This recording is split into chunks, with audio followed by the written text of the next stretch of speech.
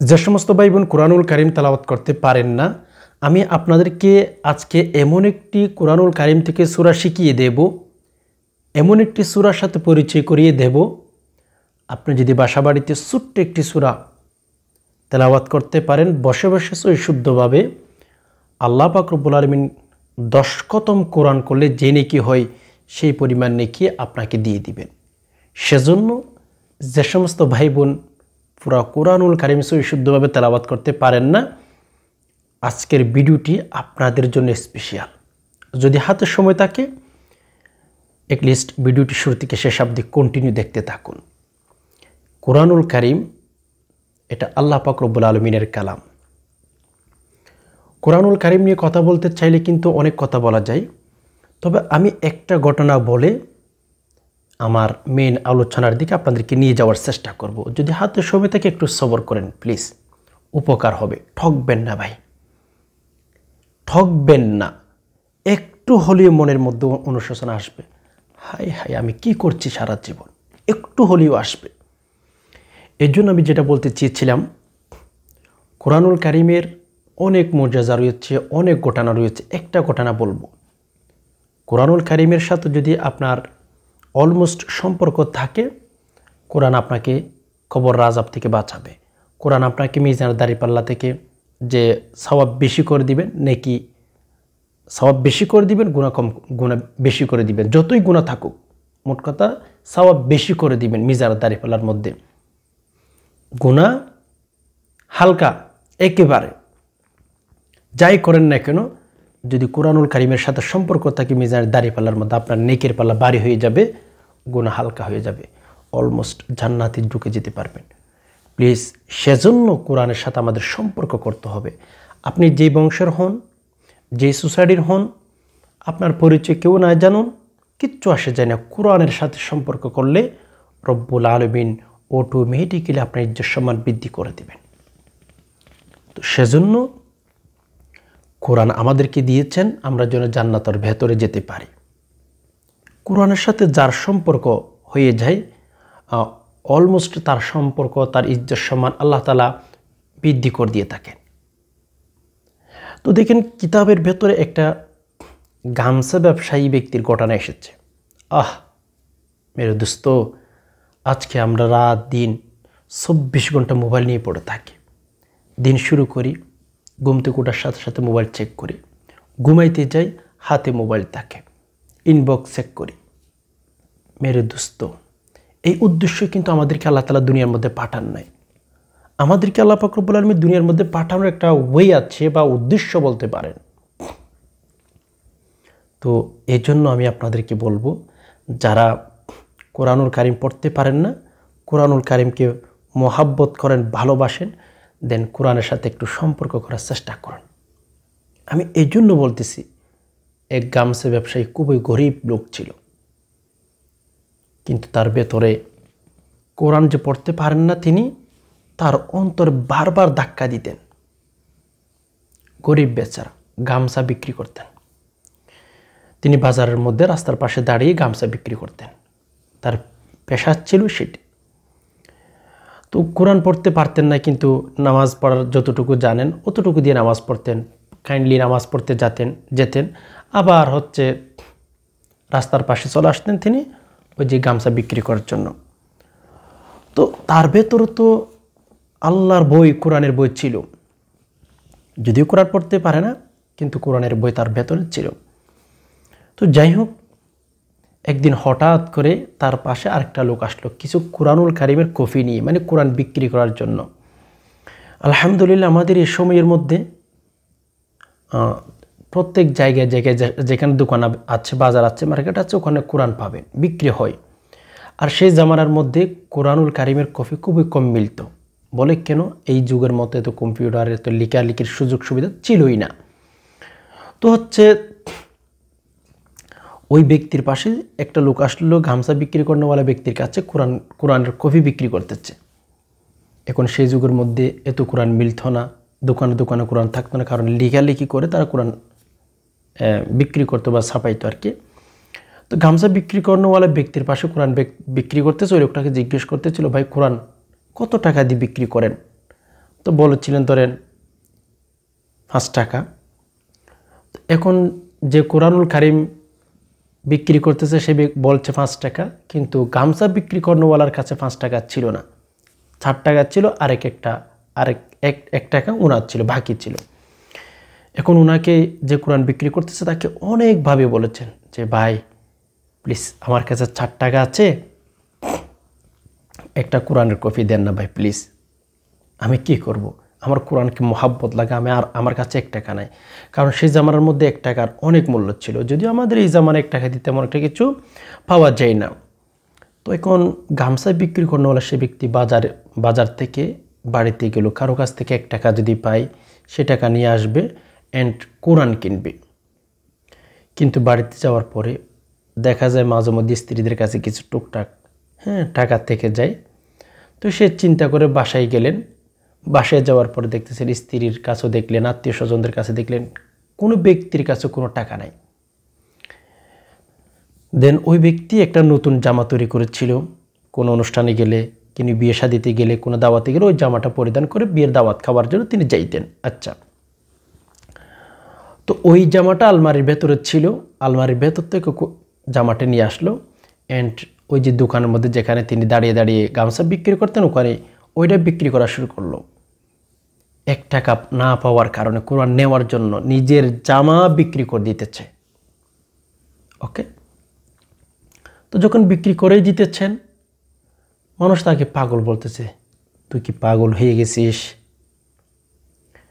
তোর নিজের জামা দোকানের মধ্যে নিয়ে আসলি বিক্রি করার জন্য, কি হয়েছে তোর? তার মনের ভেতরে অনেক অনেক ব্যথা, কাউকে বোঝাইতে পারতেছে না। কোরআনের প্রতি এত আকৃষ্ট হয়ে গেছে, কোরআনের প্রতি এত দুর্বল হয়ে গেছে, যে কোনো ওয়েতে আমার কোরআন লাগবে, যে কোনো ওয়েতে কোরআন আমার কিনতেই হবে। আমার জামা যেতে পারে, আমার জীবন যেতে পারে, আমার যৌবন যেতে পারে, কোরআনুল কারীমের কপি আমার বাড়িতে যেতেই হবে, আমি নিয়ে যাব। আচ্ছা, হঠাৎ করে যখন বিকেলের সূর্য ঢুকে যাবে এমন অবস্থায় এক লোক আসলো অ্যান্ড ওই লোকটাকে বলতেছিল যে ভাই আপনি জামাটা কি বিক্রি করবেন? বলে হ্যাঁ। কত টাকা? ভাই শুধু 1 টাকা দিবেন, 1 টাকার জন্য আমি সকাল থেকে বিকাল পর্যন্ত এখানে অলমোস্ট দাঁড়িয়ে আছি। আচ্ছা, যে কথার সে কাজ। সো কোরআন হচ্ছে জামাটা বিক্রি করে দিয়ে যখন 5 টাকা হয়ে গেছে, এত খুশি হয়েছেন, ধুঁড় দিয়ে কোরআন বিক্রি যে ব্যক্তি করতেছে ওর পাশে গেলেন, ভাই 5 টাকা নেন, কোরআন দেন, অনেক কষ্ট করেছে আজকে সারাদিন, আমার কোরআন লাগবে। আচ্ছা, কোরআন একটা নিয়ে আসলেন, কিন্তু কোরআন পড়তেই পারে না, হাই হাই হাই। কোরআন পড়তে না পারলে কি হবে? মোহাব্বতটা ছিল একেবারে নিখুঁত তার অন্তরে। তো কোরআনটাকে কি করতেন তিনি? দরজার পাশে একটা গাছ উঁচু করে দিয়েছিলেন, দেন ওই জায়গার মধ্যে দরজার পাশে কোরআনটা রেখেছিলেন। প্রত্যেক দিন যখন সকালে বের হইতেন, সকালে বাড়ি থেকে বের হওয়ার সময় উজু করতেন, উজু করার পর কোরআনুল কারীমকে বুকে নিতেন, কোরআনুল কারীমকে হাতে নিয়ে কোরআনুল কারীমকে চুমু দিতেন, বুকে নিতেন, কোরআনকে বলতেন, কোরআন আমি তো তোকে তেলাওয়াত করতে পারি না, আমি তো হতভাগা উম্মত, হে কোরআন আমি শুনেছি তোকে যারা মোহাব্বত করবে কিয়ামতের ময়দানে তুইও নাকি তাদেরকে সুপারিশ করবা, তুইও সুপারিশ করে জান্নাতের ভেতরে ঢুকিয়ে দিবা। কোরআন তুমি তো আল্লাহ পাক রব্বুল আলামিনের কালাম, তুমি তো দুনিয়ার কোনো সাধারণ বই নই, তুমি তো কোরআনুল কারীম। হে কোরআন রব্বুল আলামিনের কাছে আমার জন্য একটু সুপারিশ করে দিও, যেন জাহান্নামের আযাব থেকে আমি রক্ষা পাই। হে কোরআন আল্লাহ পাক রব্বুল আলামিনের কাছে বলে দিও আমি অনেক গরিব, কোরআনুল কারীম ছোট অবস্থায় শিখতে পারি নাই, একটু বলে দিও আমাকে যেন কিয়ামতের ময়দানে ক্ষমা করে দিয়ে জান্নাতের ভেতরে যেন আমি ঢুকে যেতে পারি, সেই কথাটা একটু বলে দিও। আল্লাহ প্রত্যেক দিন সকালে ব্যবসার জন্য যখন বের হইতেন কোরআনকে চুমু দিতেন, বুকে নিতেন, মুহাব্বত প্রকাশ করতেন। অ্যান্ড যখন বাড়িতে আসতেন কোনো কিছু জিজ্ঞেস না করে অলমোস্ট উজু করে নিতেন। অলওয়েজ, সবসময় তিনি এই কাজটি করতেন। উজু করার পরে কোরআনকে কথা বলতেন, কোরআন চুমু দিতেন, আল্লাহু আকবার বুকে নিতেন, কোরআনকে বলেই দিতেন, কোরআন তুমি নাকি কিয়ামতের ময়দানে অসংখ্য মানুষের জন্য সুপারিশ করবা, আমি শুনেছি। হে কোরআন, কিয়ামতের ময়দানে আল্লাহ তাআলার কাছে আমার জন্য একটু সুপারিশ করিও। এই কথা সকাল বিকাল কোরআনকে বলতেন। 2 মাস যেতে না যেতে আল্লাহ পাক রব্বুল আলামিনের কি কারিশমা, সে ব্যক্তি অসুস্থ হয়ে গেছেন। তো যখন বিমার হয়ে গেছেন, অসুস্থ হয়ে গেছেন, আল্লাহ পাক রব্বুল আলামিন তাকে হায়াত ততটুকুই দিয়েছিলেন। তো মারা গেছেন। মারা যাওয়ার পরে সবাই মিলে তাকে গোসল দিয়ে এলো, আর তার জানাজার নামাজ পড়লো, এন্ড কবরস্থ করলো। ঘটনা এখানে ফেস লেগে গেছে, ঘটনা এখানে ফেস লেগে গেছে। কি রে, এই ব্যক্তি তো গরিব ছিল, কবরের মধ্যে আমরা রাখতেছি, অলমোস্ট কবর থেকে খুশবু আসতেছে, খুশবু আসতেছে, এমন খুশবু আসতেছে যে খুশবুর সাথে পৃথিবীর কোনো সেন্ট, কোনো আতর, কোনো খুশবু কিচ্ছু মিলতেছে না। এমন খুশবু তার কবর থেকে আসতেছে। হায় হায়। তো এক হুজুর যে জানাজা নামাজ পড়িয়েছিলেন, ইমামতি করেছিলেন, উনি তো নিজেকে বুঝাইতে পারতেছে না। এত রাস্তার পাশে দাঁড়িয়ে দাঁড়িয়ে গামছা বিক্রি করতো, সমাজ তাকে মূল্যায়ন করে নাই, ভালো একটা অনুষ্ঠানে তাকে যে দাওয়াত করা হয় নাই, ভালো অনুষ্ঠানে ঢোকার মতো তার শরীরে কাপড় ছিল না, অলমোস্ট সেই অসহায়ই ছিল। ইমাম সাহেব আশ্চর্য হয়ে গেলেন, কী রে ঘটনা, সাধারণ পাবলিক থেকে, কবর থেকে, মাটি থেকে তো খুশবু উঠবে তো উঠবো, প্রশ্নই আসে না। এই কথা বলার পর সমাজের মানুষের কাছে জিজ্ঞেস করছিলেন যে ভাই আপনারা একটু বলেন প্লিজ, এই লোকটা আমল কি করত, তার পেশা কি ছিল, এত দিনদার হইল কিভাবে? সবাই বলতেছে না তো, এত স্বাভাবিক একজন পাবলিক ছিল, নামাজে পড়তে জানতো না, কিচ্ছু করতে জানতো না, সমাজ কোনো ভালো তথ্য দিতে পারে না হুজুরকে। তো হুজুর চিন্তা করতে লাগলো, যদিও গ্রামের মানুষ, সমাজের মানুষ কিচ্ছু নাই জানে তার ব্যাপারে, তো স্ত্রীগণ জানে স্বামী কোন ক্যাটাগরির, স্বামীর চরিত্র, স্বামীর আখলাক কেমন, কিছু গোপনীয় জিনিস স্বামীর স্ত্রী জানে, স্ত্রীর বিষয়ে স্বামী জানে। হুজুর চিন্তা করতে লাগলো, কবর যে খুশবুগুলো উঠতেছে, এই খুশবু দুনিয়াবি কোনো খুশবু নয়, সরাসরি জান্নাত থেকে আসতেছে। High high.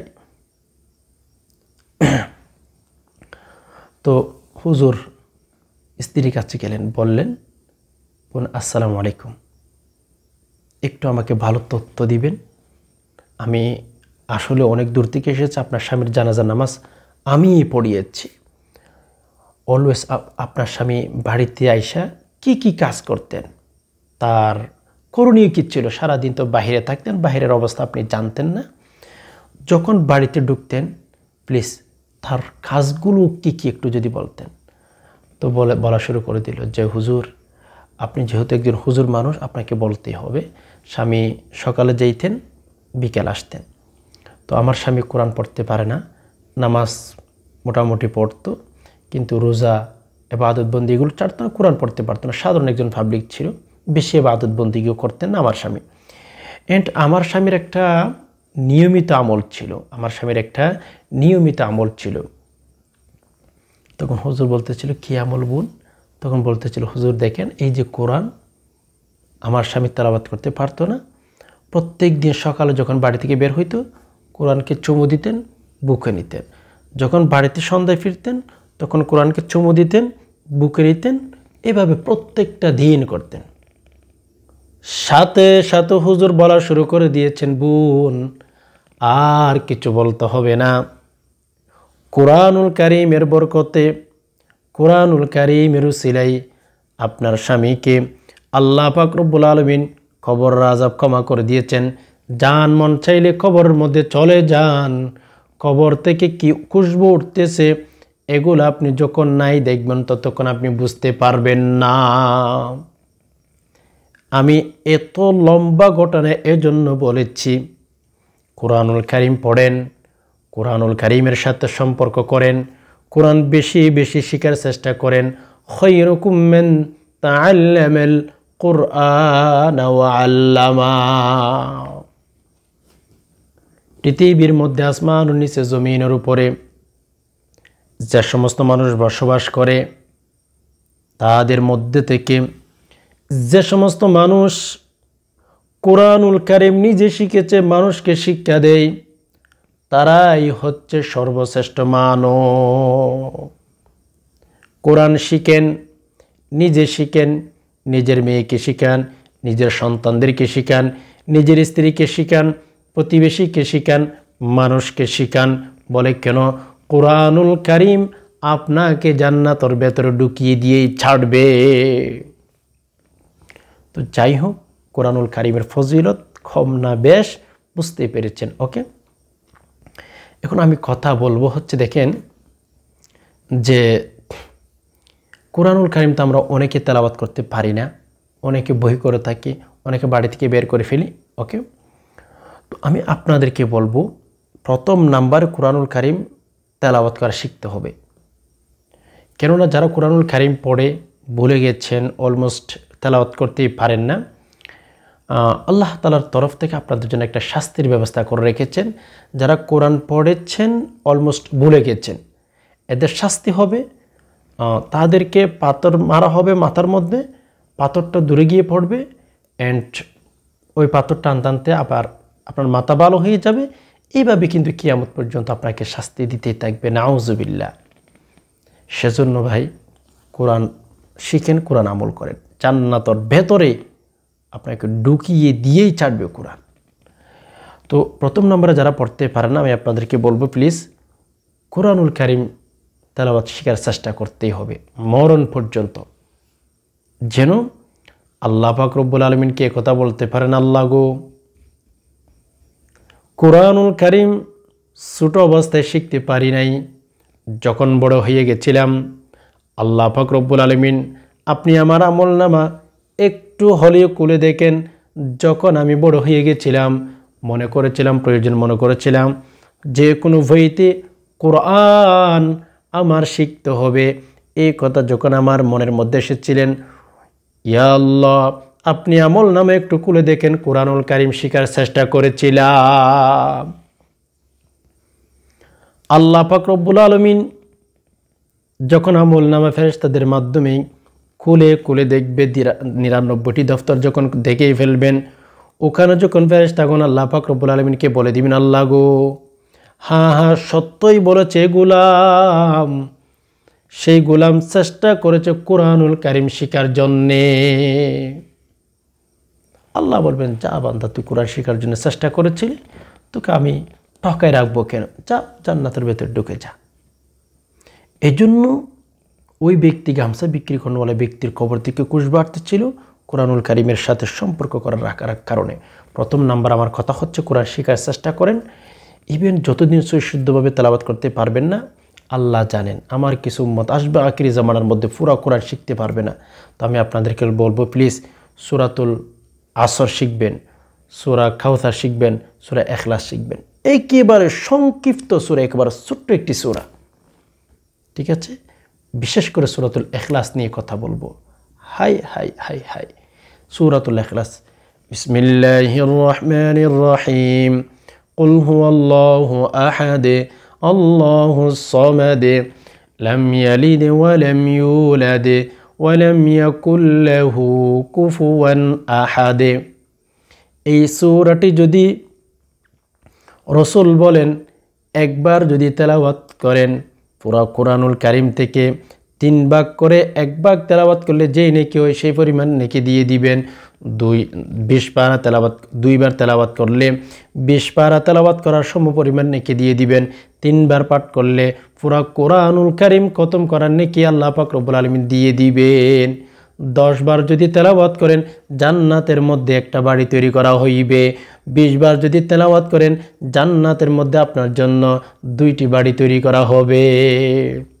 ইখলাস অনেক ফজিলত এই সূরার মধ্যে, আল্লাহ তাআলার প্রশংসা রয়েছে, আল্লাহ তাআলার পরিচয় রয়েছে।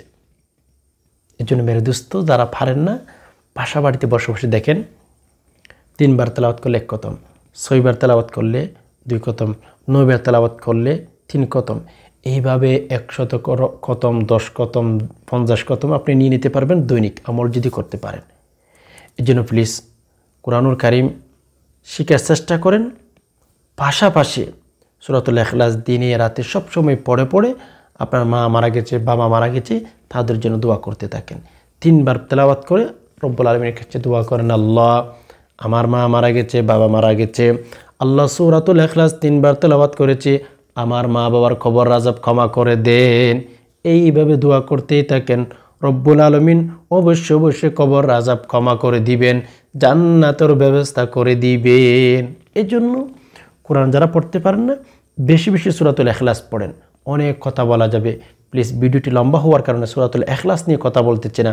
মোট কথা যারা সূরাতুল ইখলাস পড়বেন, তেলাওয়াত করবেন, কোরআনুল কারীম খতম করার নেকি আপনাকে দিয়ে দিবেন জান্নাতের মধ্যে। এখন থেকে আজকে পাঠ করবেন 10 বার, একটা বাড়ি তৈরি করে আল্লাহ পাক রব্বুল আলামিন রেখে দিবেন। আশা করি বিষয়টি বুঝতে পেরেছেন। সম্মানিত দিনী ভাই বোন, ভিডিওটি যদি দেখে ভালো লেগে থাকে অবশ্যই একটি লাইক দিবেন, আর হ্যাঁ চ্যানেলটি অবশ্যই অবশ্যই সাবস্ক্রাইব করে রাখবেন। এ ছিল এলিমেন্ট বিক্ষিপ্ত কিছু আলোচনা। এতক্ষণ পর্যন্ত যে সমস্ত ভাই বোন সময় দিয়ে সবর করে ভিডিওটি দেখছেন, আল্লাহ তাআলা আপনাদের সকলকে শান্তিতে রাখুক, নিরাপদ রাখুক, আমিন। ওয়া মা আলাইনা ইল্লাল বালাগ।